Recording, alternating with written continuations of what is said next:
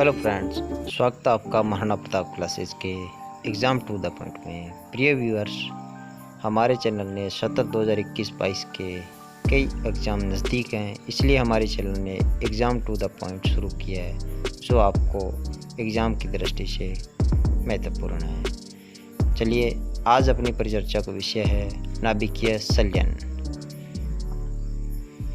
नाभिकीय संलयन में आज अपने देखेंगे कि यह चर्चा में क्यों है, क्या है नाभिकीय संलयन, फिर इसके नाभिकीय संलयन के फ़ायदे देखेंगे और प्रयोग के बारे में बात करेंगे। चलिए, सबसे पहले देखते हैं कि यह चर्चा में क्यों है। हाल ही में कैलिफोर्निया की लॉरेंस लिवरमोर नेशनल लेबोरेटरी ने अपनी राष्ट्रीय इग्निशन सुविधा के एक प्रयोग द्वारा परमाणु संलयन यानी कि न्यूक्लियर फ्यूज़न अनुसंधान से सफलता हासिल की है। इस कामयाबी ने दुनिया को नाभिकीय संलयन के माध्यम से असीमित स्वच्छ ऊर्जा के उत्पादन की दिशा में काफ़ी अहम लीड दे दी है। इस प्रयोग से ड्यूटेरियम और ट्रिटेरियम युक्त फ्यूल फ्लैट्स यानी कि सूक्ष्म ईंधन छर्रों को लेज़र के माध्यम से ऊष्मा दी गई, जिन्होंने आपस में जुड़कर अत्यधिक ऊर्जा का उत्पादन किया। इस दौरान टीम ने पाया कि उन्होंने 1.3 मेगाजूल से अधिक ऊर्जा प्राप्त की थी। चलिए, अब इसके बात कर लेते हैं हम कि नाभिकीय संलयन होता क्या है। संलयन का अर्थ होता है जुड़ना। नाभिकीय संलयन दो हल्के नाभिक से एकल भारी नाभिक बनने की प्रक्रिया है, यानी इस प्रक्रिया में दो हल्के नाभिक आपस में जुड़कर एक भारी नाभिक बनाते हैं और परिणाम में बड़ी मात्रा में ऊर्जा मुक्त करते हैं। इस प्रक्रिया में नाभिक को संलयित करने के लिए अधिक मात्रा में ऊर्जा की आवश्यकता होती है।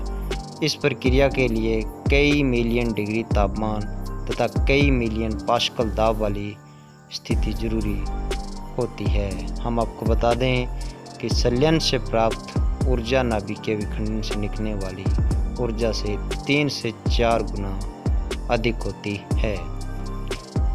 चलिए, अब इसके बारे में बात करते हैं कि नाभिकीय संलयन के फायदे क्या हैं। नाभिकीय संलयन अभिक्रियाएं सूर्य तथा अन्य तारों की विशाल ऊर्जा का स्रोत है। इस प्रक्रिया के पूरा होने के लिए मिलियन कोटि केल्विन ताप और मिलियन कोटि पास्कल दाब की जरूरत होना शर्त जरूरी है। हाइड्रोजन बम भी इसी ताप की नाभिकीय अभिक्रिया पर आधारित होता है।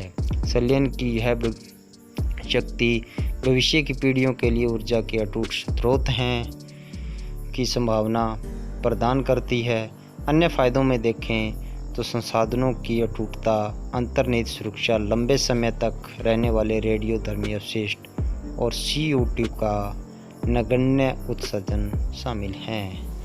अब इसके प्रयोग के बारे में हम बात करेंगे कि इसके प्रयोग किस प्रकार किए जाते हैं। प्रयोगकर्ताओं ने फ्यूल फ्लैट्स पर ऊष्मा उत्सर्जन के लिए लेज़र ऊर्जा प्रवाहित की और सूर्य के केंद्र के समान परिस्थिति में उन पर दबाव डाला।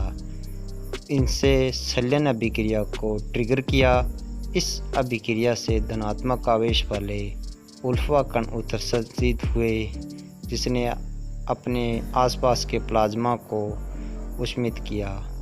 प्लाज्मा की ज्योति अवस्था को कहा जाता है। उष्मित प्लाज्मा ने भी अल्फा कण मुक्त किए और एक सतह अभिक्रिया शुरू हुई, जिसे प्रज्वलन कहा जाता है। प्रज्वलन से फायदे यह परमाणु संलयन अभिक्रिया से ऊर्जा उत्पादन बढ़ाने में मददगार होता है।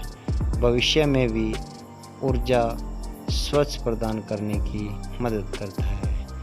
चलिए, अपने आज प्रश्न के बारे में देख लेते हैं, जिसका आपको कमेंट सेक्शन में उत्तर देना है।